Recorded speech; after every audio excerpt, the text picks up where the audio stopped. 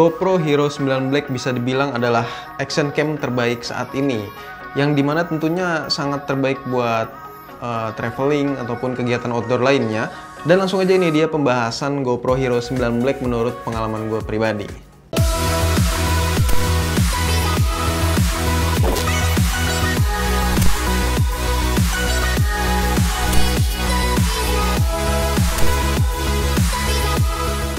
Kalau dari boxnya kita lihat udah didesain ya, beda dari yang sebelumnya. Kalau di seri GoPro 8 ke bawah itu boxnya sama, tapi di GoPro Hero 9 Black ini beda. Depannya dikasih bungkus paper kayak gini yang cukup tebel, jadi sebagai cover.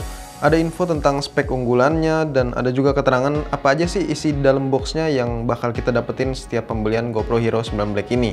Pas dibuka kita juga dikasih hardcase ternyata ya, jadi ini lumayan berguna lah ya. Terus yang di dalamnya ini kita dapat tentunya kamera GoPro Hero 9 Black-nya, terus ada baterainya, ada dua mounting kayak gini, ada kabel USB-C buat ngecas, dan juga thumb screw-nya. Oke, langsung aja fokus ke kameranya, biar nggak kelamaan ya. GoPro Hero 9 Black ini dimensinya lebih besar dari yang GoPro Hero 8 Black. Ukurannya itu 71 mm x 55 mm dan tebelnya cuma sekitar 33 mm aja. Oke, sebelum itu gue mau buka plastiknya dulu ya, biar lebih enak. Lanjut di bagian depannya kita dikasih lihat yang paling menonjol itu ada lensa dan juga layarnya. Ini layar sekunder ya.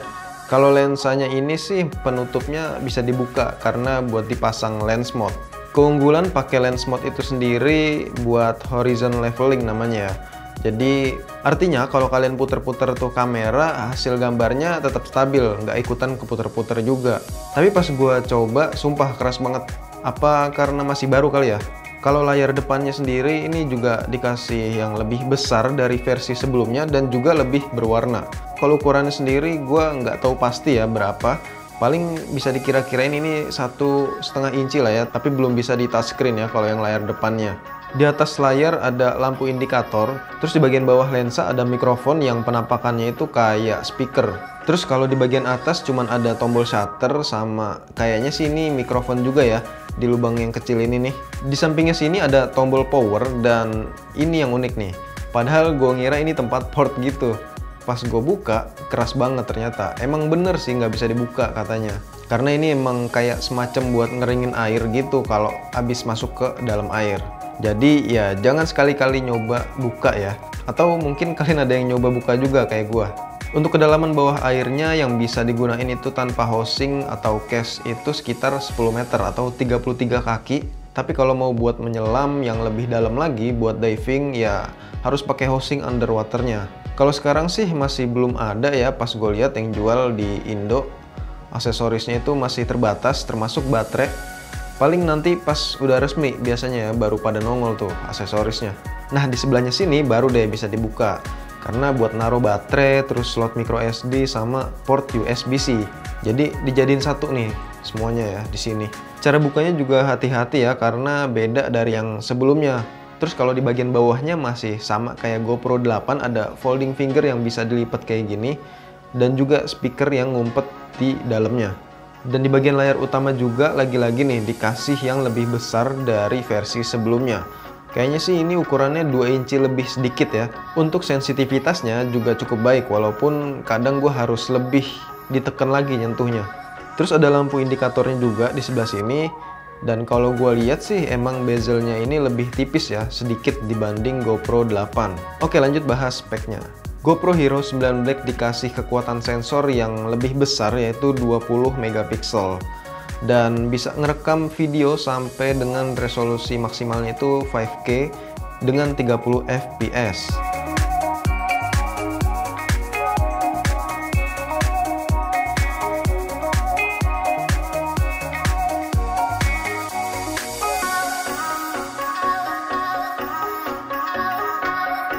Kalau gue sih biasanya pakai standar aja, kalau nggak yang 1080p 60 fps atau nggak yang 4K 30 fps. Karena kalau kita pakai settingan yang 5K itu nanti PC kita atau laptopnya itu harus ada format HEVC-nya. Kalau di video lensanya sendiri ada pilihan Super View, Wide, linear, dan narrow. Oke, kali ini gue lagi ngetes lensa dalam mode video. Jadi mode video itu menyediakan lebih banyak lensa ya. Terutama dia ada super view-nya dibanding dengan mode foto yang cuman dikasih 3 pilihan, tapi ini dikasih 4. Dan ini yang super view, dan kalau lagi ngerekam dia nggak bisa langsung ganti ke lensa lainnya, jadi harus berhenti dulu. Nah, terus ini yang pakai lensa wide. Jadi dia lebih lebih padat lagi dibanding yang super view. Oke, kita ganti lagi. Nah, ini lebih padat lagi pakai lensa yang linear. Oke, selanjutnya ini lensa narrow, jadi dia paling padat, lebih padat dari yang linear ya. Dia lebih ngezoom, tapi detailnya gue pikir sih ini cukup dapet ya detailnya, walaupun di zoom. Nice. Oh ya, sebelum lebih jauh kita ke tampilan awal layarnya dulu aja ya. Kalau swipe ke atas itu kalian ke media, jadi hasil foto atau video bisa dilihat di sini. Terus kalau swipe ke kanan itu kalian bisa nemuin mode foto, video ataupun time lapse. Kalau swipe ke bawah ini ada settingannya yang lumayan banyak, kayak misalnya itu ada voice control, bunyi beep yang bisa di on off, quick capture, screen lock, grid, settingan layar depan mau jadi kayak gimana, dan terakhir orientation lock. Jadi kalau kalian lagi ke posisi potret, menunya nggak berubah, bisa juga di off-in sih. Nah, untuk settingan lainnya tinggal swipe lagi ke kiri, nanti kalian bisa nemuin kayak koneksi dan preferensi. Kalau di menu koneksi ini buat setting kayak wifi, buat nyambungin ke aplikasi GoPro-nya tentunya ya di smartphone kalian. Kalau yang preferensi ini ada general, kalau general itu umum, ya kayak gini lah ya. Terus ada settingan layar utamanya juga buat ngatur brightness dan sleep-nya, kalau mau berapa lama itu bisa diatur. Kalau menu regional ini buat setting GPS dan bahasa tentunya ya. Ini cuman bahasa Inggris aja sih yang gue ngerti ya. Karena ya emang gue belinya ini barang luar, belum ada bahasa Indonesianya. Terus ada juga info tentang kameranya kayak serial number di sebelah sini. Oke, kalau settingan exposure dan lainnya di mana bang? Nih, di sini nih, tinggal di tap aja nanti banyak menunya. Kayak resolusi video, jenis lensa, terus hyper smooth-nya juga ada. Kalian mau ngatur ISO dan shutter speed, terus white balance juga ada di sebelah sini. Untuk hasil warnanya, di sini cuma nyediain yang flat ataupun yang GoPro. Kalau kalian pengen grading lagi warnanya, ya kalian pilih yang flat. Tapi kalau yang pengen langsung jadi, ya pilihnya yang GoPro. Terus ada settingan wind reduction-nya juga. Dan yang paling bawah ini ada tampilan apa aja yang bakal nongol di halaman awal layarnya. Dalam istilah lainnya itu settingan buat shortcut-nya ya. Untuk hasil fotonya sih bisa gue bilang nih lebih tajam ya dibanding yang GoPro 8, karena pengaruh dari sensornya juga yang lebih besar ya. Terus katanya juga ada yang bilang itu di low light-nya ini lebih bagus, tapi ya menurut gua ya tetap aja gitu sama ya. Karena kamera action itu cocoknya buat di luar, bukan di dalam ruangan. Menurut gua hasil low light-nya ini nggak bagus amat, tapi lumayan lah ya kalau dipajang.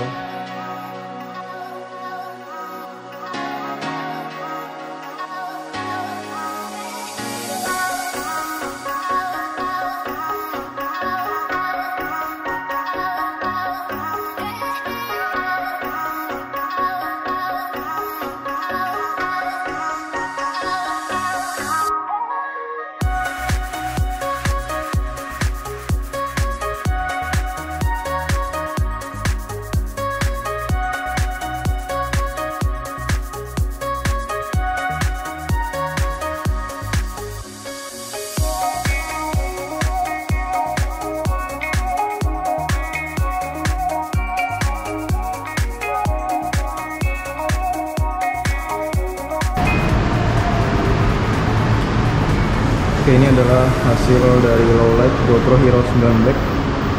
Bisa kalian lihat ya, hasilnya kayak gini. Tuh, masih ada sedikit noise. Untuk detailnya sih lumayan ya. Kalau soal hyper smooth-nya mah nggak usah didebatin lagi ya, karena ini udah pasti stabil. Nih kalian bisa lihat ya, hasilnya itu kayak gini. Apalagi yang di GoPro Hero 9 Black ini versinya itu udah di-upgrade ke Hyper Smooth 3.0. Yang jelas kalau mau lebih smooth, kalian bisa setting di lensa wide atau super view aja. Ya walaupun kalau di linear atau narrow sih bisa di boost hyper smooth-nya juga ya. Oke, ini adalah contoh video menggunakan GoPro Hero 9 Black. Jadi ini suaranya gua ngomong pakai volume standar aja, kayak kita ngobrol gitu. Dan pas gue dengerin sih hasilnya juga cukup bagus, apalagi speakernya juga udah stereo ya, mikrofonnya juga stereo, di depan ada, di atas juga ada. Dan ini gue ngerekam pakai Full HD 1080 60 fps. Oke, ini gue coba jalan ya, sekalian lihat Hypersmooth 3.0 nya kayak gimana.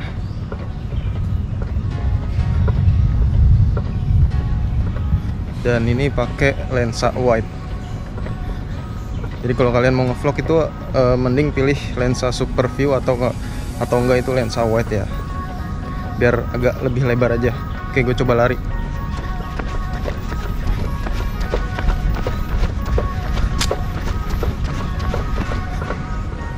Oke, capek juga.